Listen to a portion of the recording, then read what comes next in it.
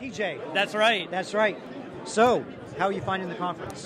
It's been awesome. I think one of the things that's been really remarkable, just if you look around here with the different types of people, as well as all of the different vendor solutions, most of these companies didn't exist a year. Yeah, even a year ago, there's a bunch here that are there, and the number of acquisitions that have happened, and the new type of people that are coming in to learn about the space.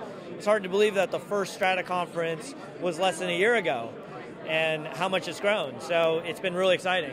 Did you hear that? The first data conference. So you didn't put big in front of it. No. Is that intentional? It is, because I think while many of the people's challenges here are focused on big data, I think there's just general data questions. Everything from how do you clean data, how do you display data, and it doesn't need to be big to make it useful. So it's a data science.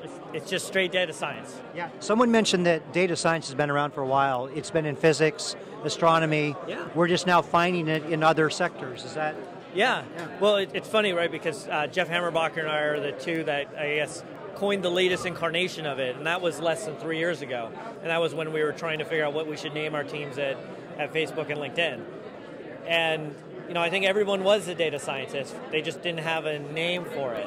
I think of web developers that work on data as data scientists, designers as data scientists. We saw great winners of people of the data visualization contest, and one of them is Anita Lilly. She's a phenomenal data scientist. She's also on the LinkedIn team. But having that home and sort of realizing that people come from all these genres, talking about how to find planets in front of suns, that's a data problem. And it's not actually, in that case, it's not just a data problem, it's a big data problem and very complex. Yeah, storage, everything. Yeah. Yep. So if data science could become a real discipline, I know it is, it can be, do we need to work on schools to actually implement curriculums that have data science in them? Yes.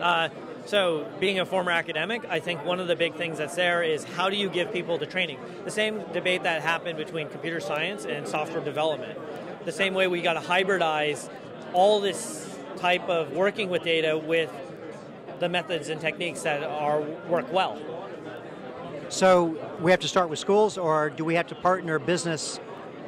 See, one of the things I'd love to see happen is business partnering with academia, so that we actually get kids who are well-rounded, know where they're going, and come out and businesses can actually apply that.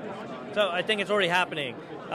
Christoph and the programs at Carnegie Mellon, Chris Wiggins here in Columbia. You have a number of us that are former academics who have very strong ties with their with their academic counterparts, and we're seeing that. We're also seeing the same thing traverse with government, where people also, there's a number of us here that have had time also in the federal sector or the different international sectors, and we're reaching across those divides to figure out, hey, what are the restrictions that are necessary inside government areas, because you may not want to combine certain data for all good reasons.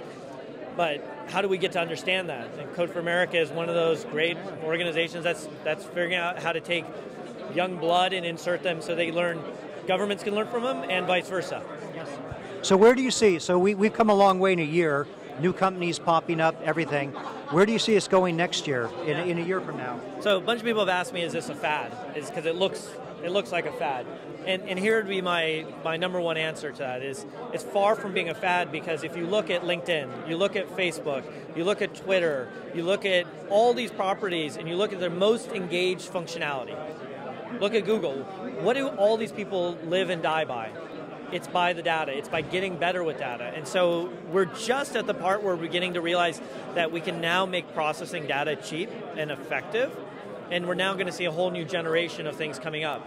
Medical space, government, disaster response, all of these things. So I think we're actually at the beginning of a rise of what this needs to be. And I expect we're going to only see this with new types of people coming in, new techniques, and new technologies. So here's one question I can't wait for your answer, actually. If you could apply data to any of the problems in the world and have a solution come out of it, what do you think the most ripe area is to put data at to get an answer? Oh, wow. There's so many that I'd like to see. I would love to see stuff better done in epidemiology. I think we're going to face real issues with emerging diseases as globalization continues. Tuberculosis is showing resurgence. We also know there's dengue fever, the different types of dengue fever. How do we figure out how do we create better mitigation strategies? How do we figure out how to create iterative processes to get the right type of vaccines to really impact and make people's lives better? And along with that dovetailing, I think, is disaster response, where you have something like the cholera outbreaks in Haiti. How do we avoid that? How do we prevent unnecessary lives? Yeah, excellent. DJ, yeah. Great to meet you. Always a Great pleasure. talk, yeah. All right, and thanks. Enjoy. Thank you. Thank you.